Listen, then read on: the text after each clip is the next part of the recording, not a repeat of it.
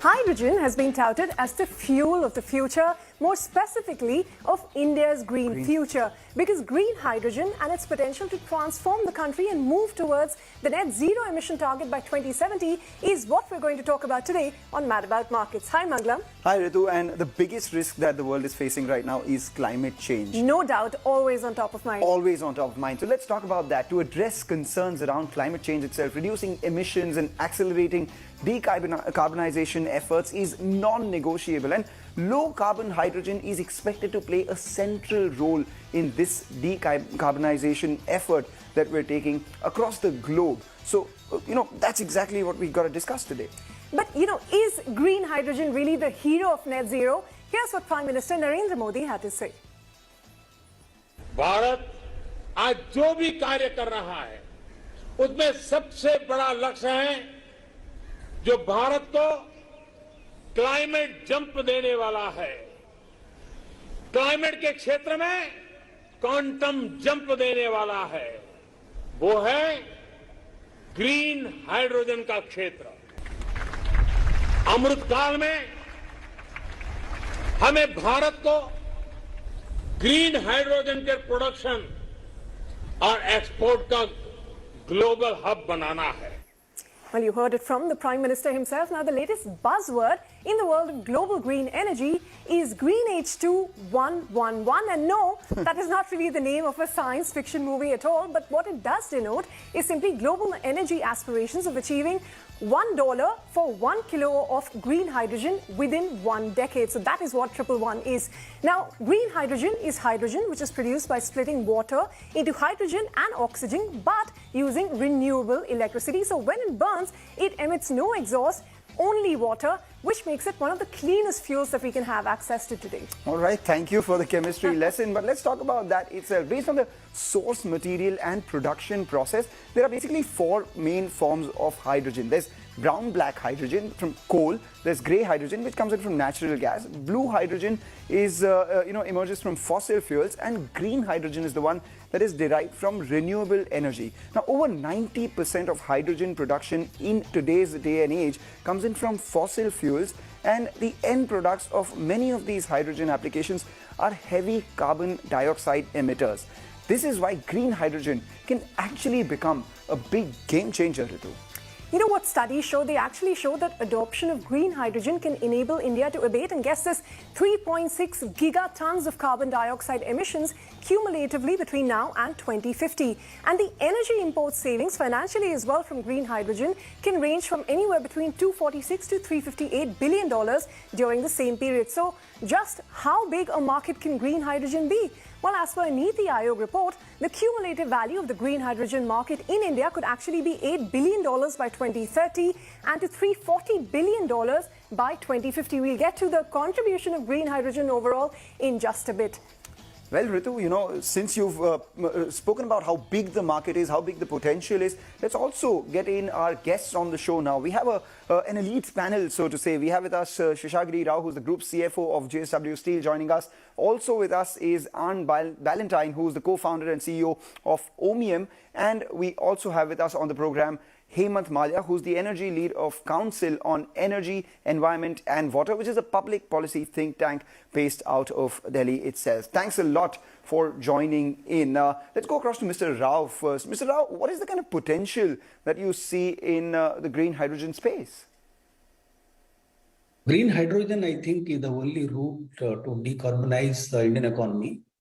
So there is a great opportunity as far as India is concerned, because renewable energy we will be able to produce at much lower cost than what the world is producing. So with that, there is a great opportunity. Right now, India is consuming around 6 million tons of hydrogen. If we look at the sectors where the demand can come up in near future, this demand will substantially increase. So that is the opportunity which we are seeing as a group in hydrogen. So first, renewable capacity we are increasing in a substantial way in JSW Energy. Thereafter, we are looking at producing green hydrogen using the renewables, and then seeing how that can be used in the steel making, in our steel making process.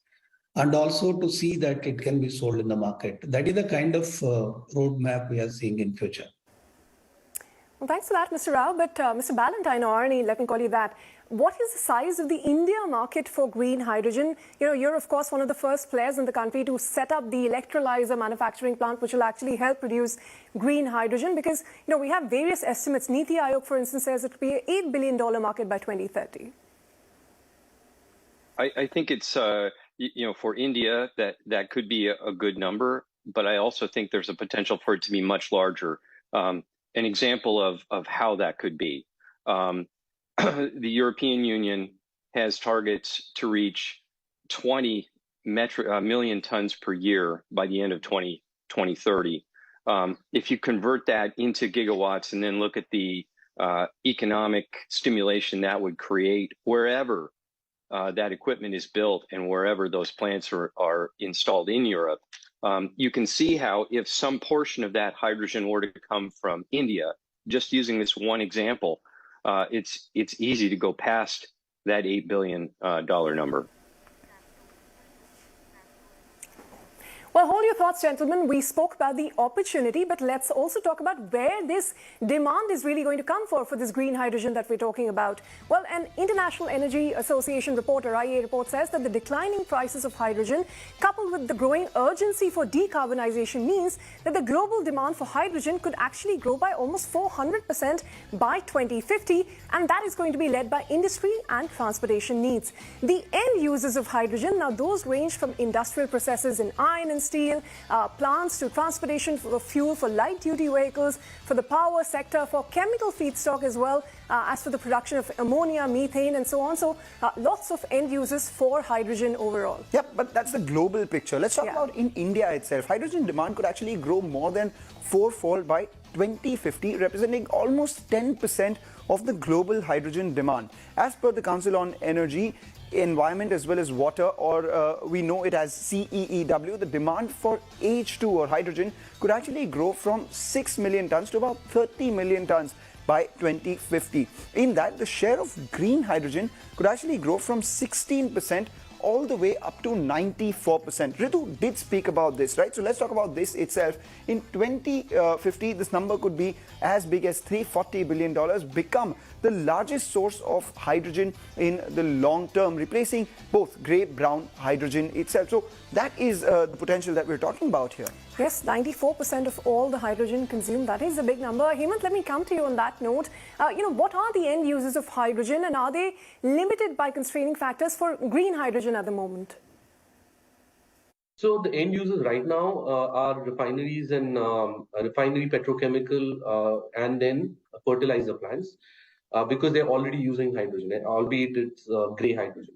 In addition to that, we do have technologies that are budding where you can take the hydrogen and combine it with CO2, which is essential right now to meet our 1.5 degree climate goals, and then produce fuels. Right? So you can produce anywhere from sustainable aviation fuel or biodiesel. You can produce methanol, etc., or also ammonia, which is now being considered for shipping industry. So you can convert hydrogen into these fuels. You can also convert hydrogen into petrochemicals. So a lot of nutraceuticals, or for that matter, chemicals that are already in use, can be produced from green hydrogen. And then finally, in the mobility space, although EV is something that is taking traction, but when you look at heavy-duty vehicles, the 30 and 40-tonner trucks and large buses and long haul, then it becomes difficult to haul the batteries along with it. And so hydrogen might find applications, especially once the cost comes down. Now, as far as the demand side is concerned, really, it depends on where the application is. For refineries and petrochemicals and fertilizer plants, the barrier is very low because you're replacing hydrogen with hydrogen. However, something like aviation fuel, or for that matter, green ammonia for bunkering, there's a need for technology deployment as well as infrastructure. So that means, additional finance that comes along with it. All right. And Mr. Rao, what about you? Do you see enough demand for green H2? I mean, would you need more assurances before you invest heavily in this space? What's your thought on that? The green hydrogen policy that has been announced by Government of India, I think there are some incentives which are being envisaged to incentivize the industry to produce green hydrogen and also to supply. So basically, the major challenges in terms of overall production of green hydrogen is concerned, the electrolyzers availability and the cost of electrolyzers. And the second is the transportation infrastructure, refueling station. There is a huge amount of capex that is required in that. So if you want to really create demand in the user industries and also make them to transition towards use of green hydrogen, replacing existing fossil fuel-based energy, then what is required is the infrastructure creation. I think their industry definitely look forward to the government to create that infrastructure by incentivizing either private sector or under PPP model or by the government itself. This is very much essential to attract the industry to transition towards green hydrogen. Take your point, Mr. Rao. You know, there is a lot of investment required for it, and there are incentives coming as well. In fact, keeping the potential of green hydrogen in mind, the government of India has announced a green hydrogen policy in February itself of this year. It's aimed at boosting domestic production of green hydrogen to 5 million tons by 2030, make India an export hub for clean fuel as well. It proposes to offer 25 years of free power transmission for green hydrogen producers and a single portal for all clearances required for setting up green hydrogen production. Also, there is a facility for producers to bank any surplus renewable energy that they have generated with discoms for up to 30 days and use it as required. But for green hydrogen to really take off, producers also need to see an improvement in the cost economics, Ritu, because it is expensive. Yeah, it is a very capital-intensive process, and that's exactly what Mr. Rao from JSW was telling us about. Actually, as for estimates which have been done by KPMG, the cost of green hydrogen is almost double of what you get from the cheaper alternatives like grey hydrogen. So it costs anywhere between 320 to 330 rupees per kilogram to produce green hydrogen, and compare this to other forms, about 160 to 200 rupees per kg for grey hydrogen. However, the analysis by this KPMG also suggests that green hydrogen costs in India could potentially half, fall to as low as 160 to 170 per kilogram by 2030, which will bring some parity with grey hydrogen and other fossil fuels, thanks to some of these policy measures that have been announced. Well, beyond supply and demand, a robust market for green hydrogen would also translate to a growing demand for production and consumption technologies. India's own internal market for electrolyzers could actually grow from around $5 billion in 2030 to $31 billion by 2050 itself, which represents a demand of close to around 226 gigawatts. Well, let me ask that to Mr. Rao, because, since you are looking at producing green hydrogen, what are the cost estimates for production, and do you expect it to come down over time? Cost of production of green hydrogen, it depends upon at what cost the renewable power is available. So the renewable power today is in the range of 2 rupees to 3 rupees per unit. If it is 2 rupees per unit, then the second element of cost is capital cost of electrolyzers and the capacity utilization of electrolyzers. These two are also very important factors in determining what would be the cost of hydrogen. So assuming that the electrolyzer cost will become competitive in future, as on date it is expensive. And if we take these two costs under control, I think it is possible to achieve, if not $1, below $2 the hydrogen cost per kg. All right, Mr. Rao, on that note, we'll ask you to just hang in there for a bit. We'll take a short break, and as we do that, on the other side, we will also take a look at how India's giant corporates are actually hitching their wagon to the green hydrogen dream. And as always, we're going to do the yays and the mays, and of course ask the bigger question, and that is, can India's green future be built on hydrogen? That and more in just a bit.